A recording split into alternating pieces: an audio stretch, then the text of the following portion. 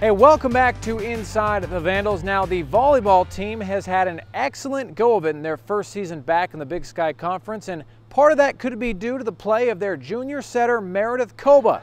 Mitch Klein with the details. This 5'10" junior setter from Salem, Oregon entered Idaho as a redshirt freshman and had to work hard to earn a spot on a high-powered Idaho team. Coba did just that and played in half the matches her first year as a Vandal and in all 30 last season. This year, she is recognized as one of the best setters in the conference. She distributes so well. You see all these blockers getting faked out left and right with all of her sets. That's not easy to do. Coba comes from a long line of athletes. Both of her parents played college basketball, and her dad was a two-sport athlete competing in basketball and baseball. Meredith was coached in basketball by her dad and spent many hours working on her game as a kid. Although basketball was prominent, things changed for Coba during her freshman year of high school as she made volleyball her new passion. Yeah, so just like any other kid, you know, you kind of go around and play whatever you feel was kind of thrown at you. I was really bad at volleyball at a young age, even 7th, 8th grade. I was awful. I couldn't serve over the net and I cried a lot. And then after my freshman year, I realized that volleyball was kind of my thing and I wanted to pursue it a little more. And Meredith did not choose to be a Vandal until late her senior year of high school. She credits a lot of guidance from some family members who bleed black and gold. I had 3 uncles who came here, and I had one uncle, my Uncle Bill, who was pushing it like crazy, you know, wanted me to come up here, like at least go see the campus. So in January of my senior year, I came up here on a visit and I loved it. Definitely the university feel, the whole college experience, and that's exactly what I was looking for. Head coach Debbie Buchanan says she's always seen great potential in her setter, but pushed her to continue to grow and never settle. You know, you have to have a setter that can run the offense and distribute it, and you know, she's definitely doing those things right now. You know, and she's still learning as she goes through too. She's relied on to make those big plays and make those decisions. You know, and that's part of her learning process right now, and we see her getting better every single match. Coba had the second highest assists per game last season in the Western Athletic Conference. She's currently the Big Sky leader in assists per game this season, averaging just over 11 assists per game. Coba says she owes it all to Coach Debbie and that she wouldn't be as skilled as she is today without her.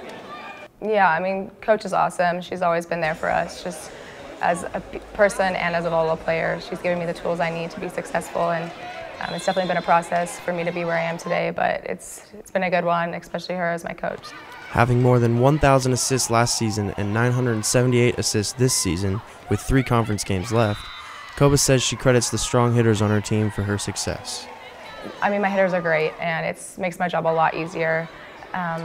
They all put it down. They all do what they need to. We have a great time together, and we have really great relationships, so I'm lucky. Like any leader, Meredith has high expectations for her team this season. The Vandals are currently tied with North Dakota for second place in the Big Sky with a 9-3 record.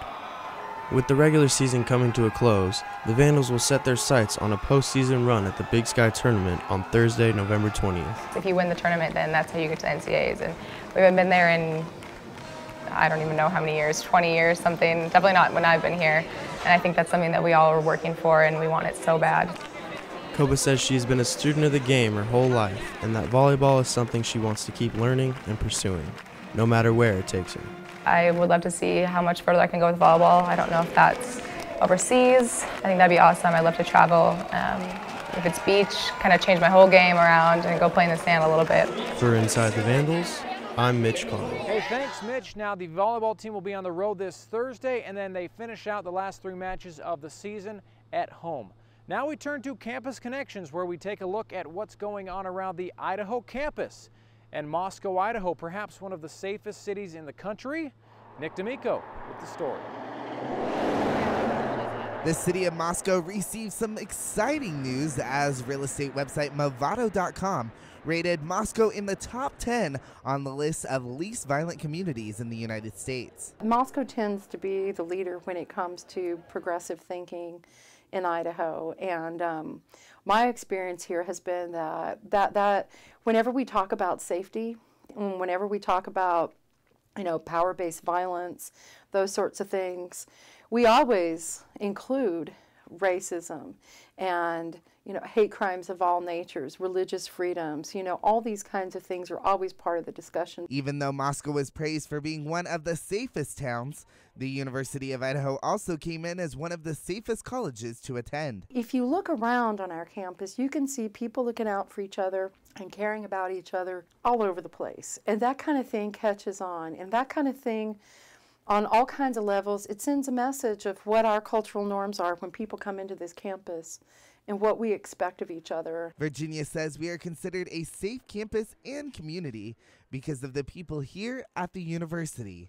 As individuals, the majority of folks here in our campus are committed to a safe campus and to doing whatever it takes to achieve that. Reporting for Inside the Vandals, I'm Nick D'Amico. Hey, thanks, Nick. Well, that'll wrap it up for this week's edition of Inside the Vandals. Thanks so much for being with us. Make sure to tune in next week as we look back on San Diego State and we look ahead as the Vandals ready for their final game here in the Dome against Troy. Make sure to be with us then. We'll see you next time on Inside the Vandals.